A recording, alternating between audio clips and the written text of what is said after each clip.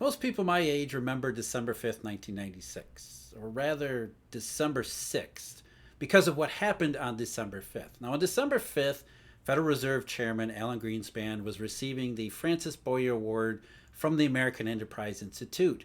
And while receiving that award, he gave a speech in which he spoke two little words that probably came to mark his career, if not the entirety of the latter half of the 1990s. That was his irrational exuberant speech, which everybody immediately focused on those two words in the context of what was becoming the dot-com bubble. And they were focused exclusively on those two words to the detriment of the rest of his speech. Nobody remembers everything else that he said, which was far, far more important, especially to this day, over 25 years later. When he was talking about irrational exuberance, what he was really saying is that we have no idea if the stock market is behaving rationally or not. How would we know? In fact, here's a direct quote from his speech, a couple of them. At different times in our history, a varying set of simple indicators seem successfully to summarize the state of monetary policy and its relationship to the economy. Thus, during the decades of the 70s and 80s, trends in money supply, first M1, then M2, were somewhat useful guides. We could convey the thrust of our policy with money supply targets, though we felt free to deviate from those targets for good reason. Doing a lot of work there. Unfortunately, money supply trends veered off past several years ago as a useful summary of the overall economy.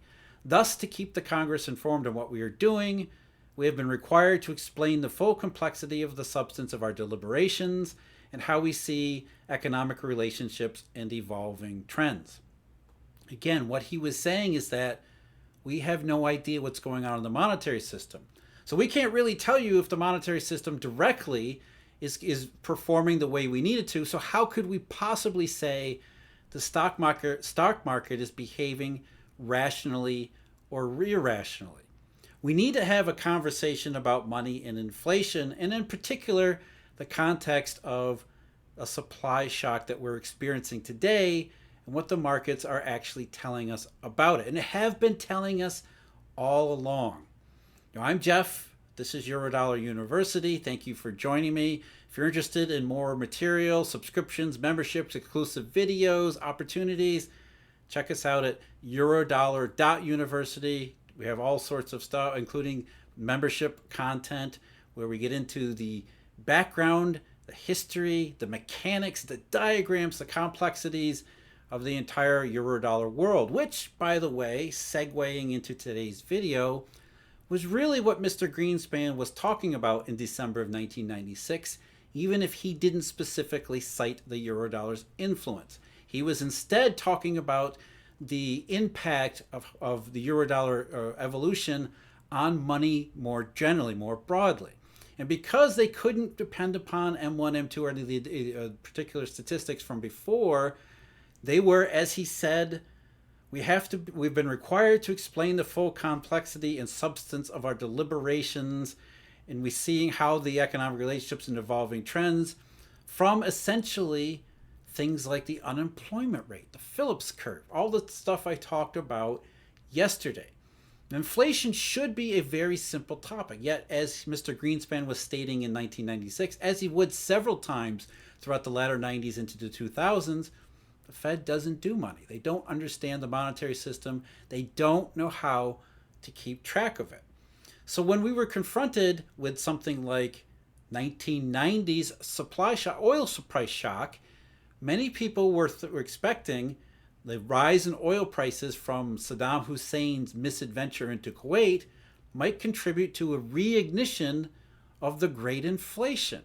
Because by then, nobody really knew what was going on in the monetary system. That was the money supply trends had veered off path Alan Greenspan was talking about in 1996. What economists and central bankers found in the early 1990s was that the velocity of N2 in particular was behaving wonky. It was doing weird things, largely because of the S&L crisis, but also for other factors involved we don't need to get into here. But by and large, they realized M2 velocity, if velocity is at all a realistic concept, it needs to be stable. It should be relatively stable with only minor fluctuations. Yet here in this instance, they said they saw a massive deviation in M2 velocity. M2 velocity went way up as M2 money supply seemed to go way down. The economy wasn't experiencing anything like what M2 suggested. Therefore, velocity was nothing more than the remainder between M2 and GDP or output. So what Greenspan was essentially confessing to was the Fed had given up on money way back in the early 1990s, although in reality, as he would say in another speech that I highlighted yesterday in 1997, he admitted they had given up on money supply way, way earlier, all the way back in the early 1980s. And if you don't understand the money supply, you don't really have a direct window into examining it, how can you have any idea of whether something is inflation or not? So when he was saying irrational exuberance, he was talking not just about stocks, but also the entire US and global economy. So when Saddam Hussein invaded Kuwait, oil prices obviously spiked, and everybody in the late 1990s in particular, late 1980s in particular, they were deathly afraid that this would create great inflation number two. A high contribution from oil prices meant that the CPI was going to go up. And even at that in that early stage, the Fed was already thinking about how they would try to understand the inflation dynamics in a world where they don't do money. Expectations. Would a rise in oil prices lead to the sort of inflation expectations that would bring the economy of the 1990s back to where it had been in the 1970s? And the answer, of course, spoiler alert, no, that wasn't the case at all. In fact, while Saddam was invading Kuwait, while the consumer price index was going up and oil prices were rising, the U.S. economy found itself in recession. Not a severe one, not a nasty one, but historically speaking, a relatively mild one. But when it came out of the recession, there was no inflation because there wasn't the sort of monetary imbalance that there had been in the 1970s that would create actual inflation. That's the difference. And that's really the conversation that we actually need to have, because most people are led to believe, and economics has done such a horrible job educating the public on various differences, various nuances in the behavior of prices, consumer prices as well as asset prices. Though we don't talk about asset prices or asset inflation today, that's something we should probably get into down the road as well. But essentially, the context of the Great Moderation, as it would become following the 1990-91 recession, even that has been characterized as deflation, as if we experienced, or at least disinflation, as if we had experienced some sort of difference in the monetary system when that was the reason why everything had happened to begin with. Again, Greenspan's speech in 1996. They weren't really following the monetary supply, so they started following these other things. As a result, as I mentioned yesterday, they have no reason what happened in the 1990s. But were the low disinflationary prices of the 1990s actually deflation? Is there a difference between prices falling for different reasons? Now, we all understand intuitively progress, free market capitalism, and what productivity and efficiency actually means for prices.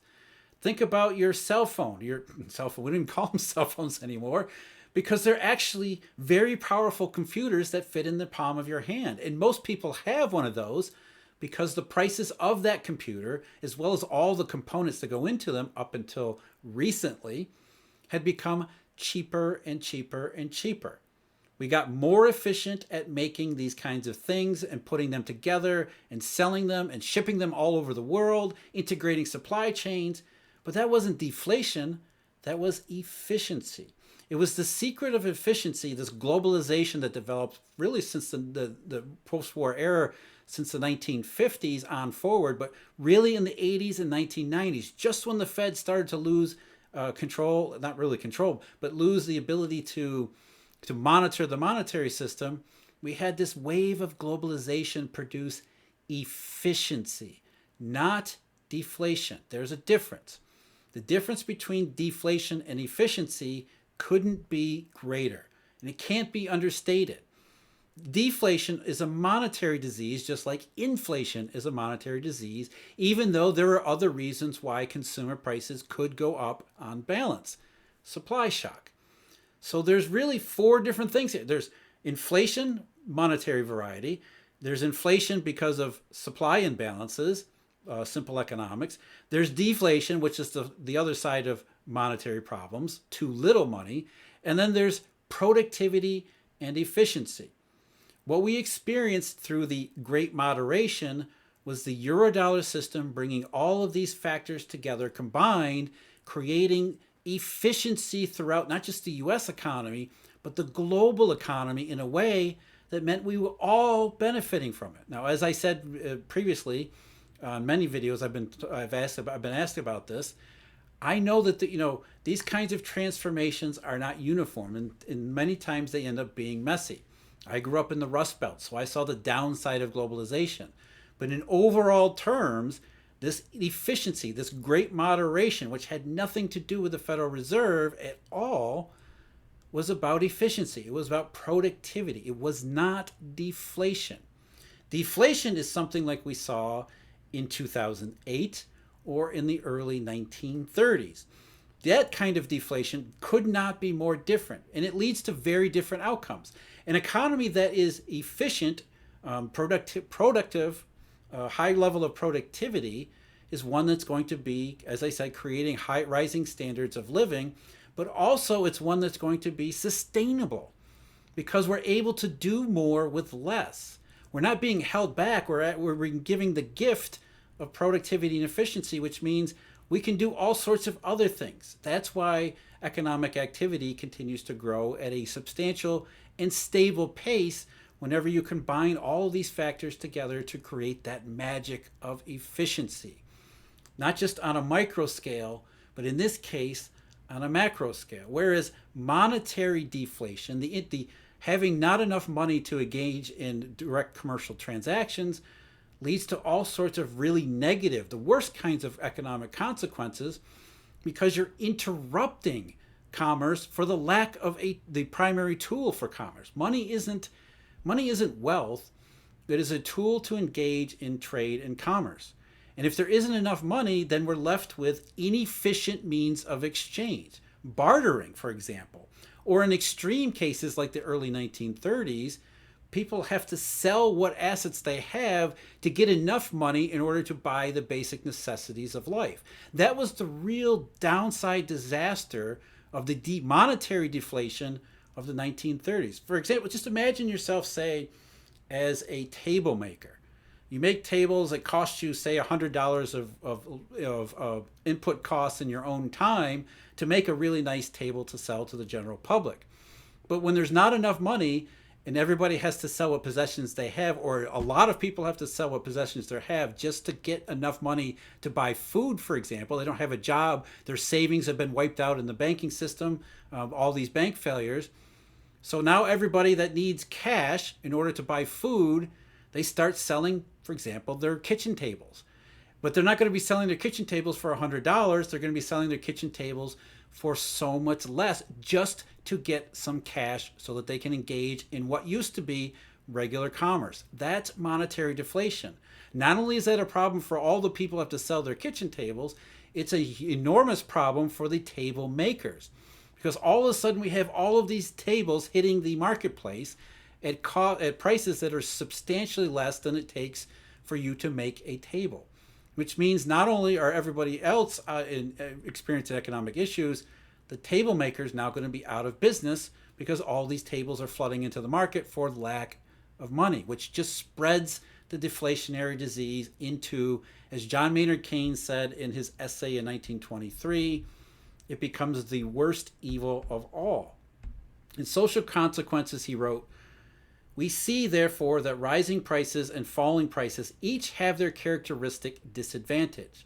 The inflation which causes the former, rising prices, means injustice to individuals and to classes, particularly to rentiers, and is therefore unfavorable to saving." That's the argument most people make about inflation. "The deflation which causes falling prices means impoverishment to labor and to enterprise, by leading entrepreneurs to restrict production. The table maker has to stop making tables because he can't do it profitably. And in their endeavor to avoid loss themselves, it becomes disastrous to employment. That does not describe the great moderation of the 1990s and middle 2000s. In fact, it's just the opposite.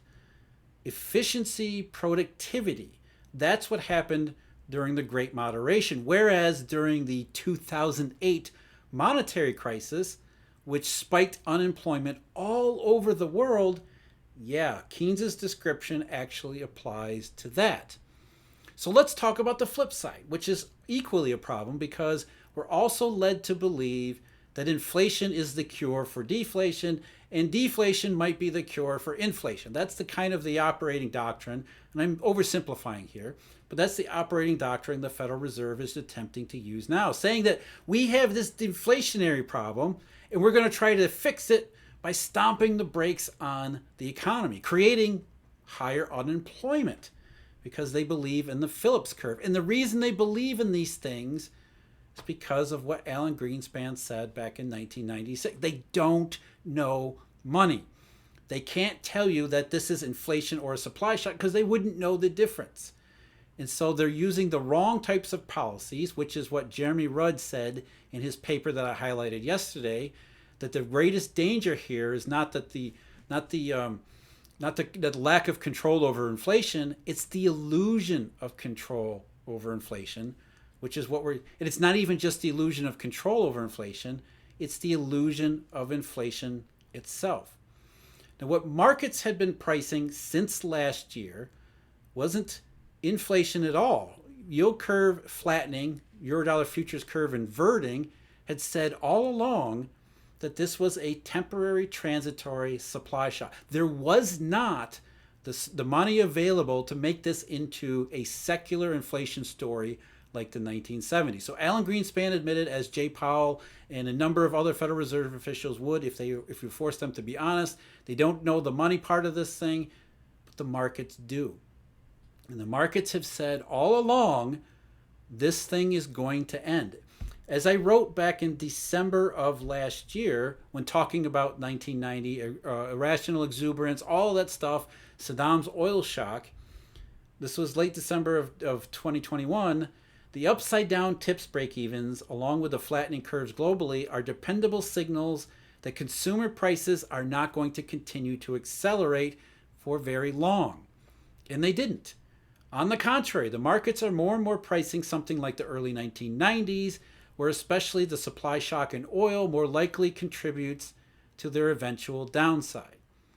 Which brings me to today's data release in producer prices. The producer price index for the U.S. fell to 8% year over year, which was the lowest since last July. And the producer price index peaked at 11.7% when? In March. March just so happened to be that last big surge in oil.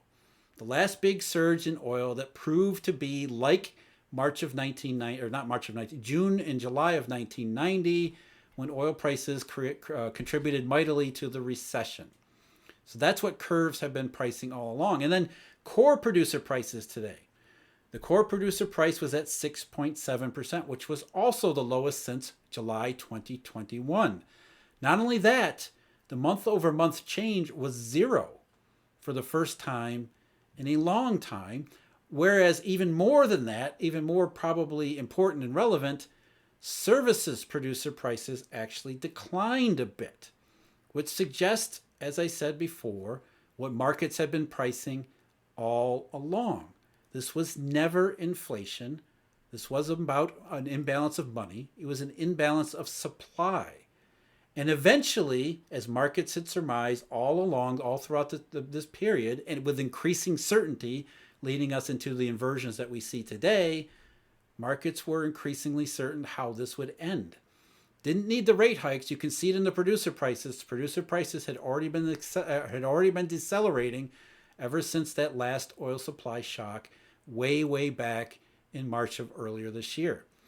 And now the markets are increasingly sure that we're seeing the downside of consumer and producer prices as well as commodity prices. Think about the PPI in China, which is negative year over year, which is telling us something important about the state of the global economy. And it leads us into the last part of inversion, which is deflationary money potential on top of all of these other things. That's what's got these curves upset. We had a supply shock that was never too much money. Now it's becoming the downside of the supply shock. We're starting to see consumer and producer prices, everything else come down at the same time as everybody is so confused about what's going on. What is inflation? What is deflation? What are the nuances and differences in all of these categories? If only people had listened to Alan Greenspan, the full speech, I can't believe I just said that, the full speech of what Alan Greenspan was saying way back in 1996. It wasn't really about irrational exuberance. It was about whether or not we could even say it's irrational or even exuberant. I'm Jeff. This is Eurodollar University. As always, thanks for listening. Thank you very much. Huge shout out to all our Eurodollar University members, as well as Eurodollar University subscribers. Really appreciate that. Also, Markets Insider Pro, research product there with Stephen Van Meter and Tracy Schuchart. Information at eurodollar.university. Until next time, take care.